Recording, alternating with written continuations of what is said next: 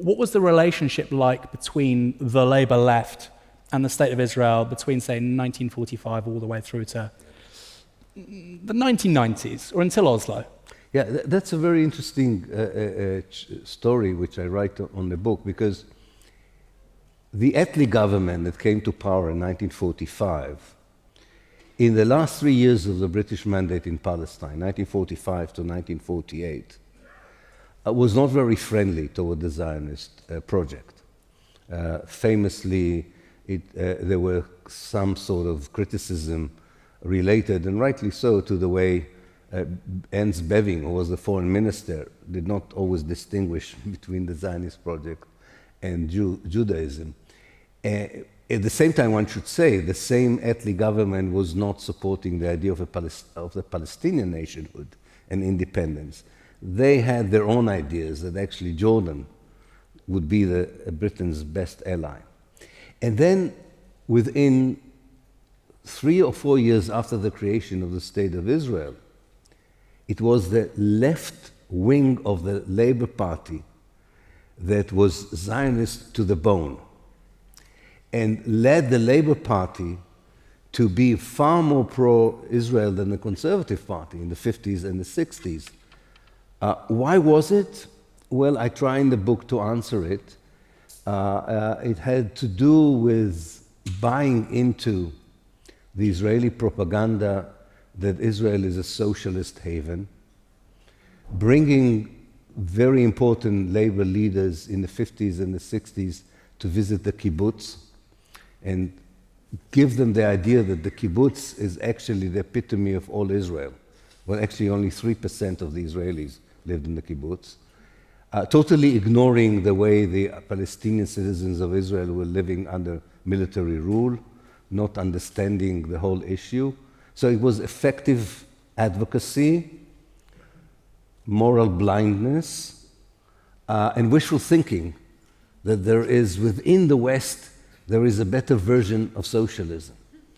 And you know, and these were the most important people in the Labour Party in the 50s and the 60s. And the very few people who bothered to see the place for themselves, namely not to be guided by Israeli tours, very much opposed that kind of policy.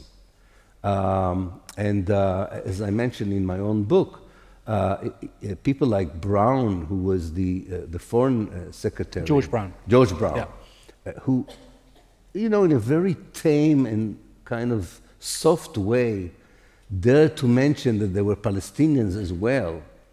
He was condemned as anti-Semite, and there was pressure on the British government to sack him, only because he just recognized the Palestinians as people. He didn't even say anything about the right of return or anything. So it's very interesting. And by the way, this was not just the British Labour Party. The social democratic parties of Europe felt that the Jewish state absolves them from dealing with anti-Semitism during the Second World War, from dealing with racism, and really this mixture of falling into a very effective campaign of advocacy on the one hand, and having probably hidden or not so hidden Islamophobic and Arabphobic attitudes towards the Arab world.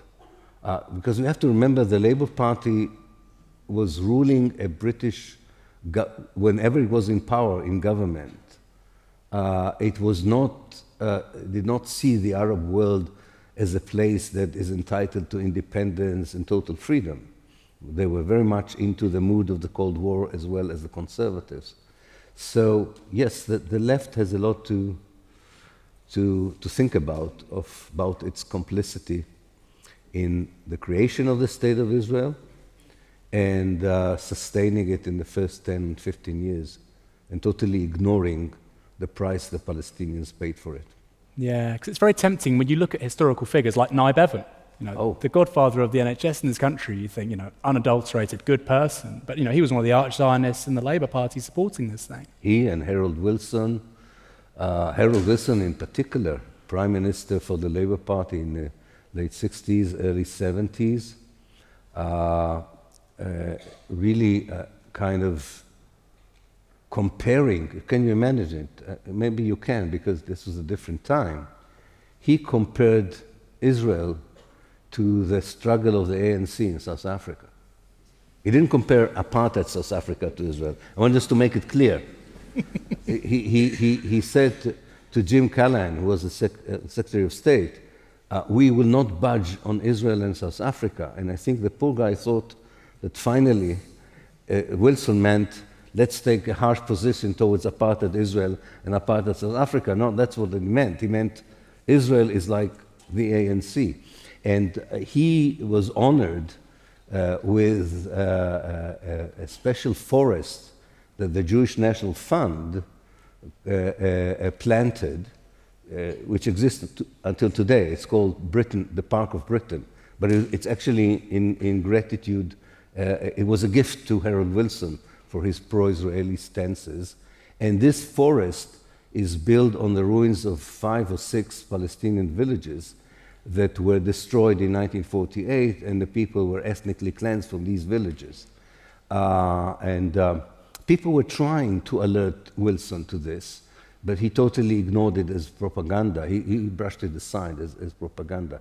So yes, leading leaders, including true socialists, if you want, in terms of national policies, did still regard Israel, more or less until 1967, as a beacon not only of democracy, but also of socialism or social democracy. And it's incredible if you know what happened to the Palestinians at that time, but this is an historical fact we cannot brush aside or ignore.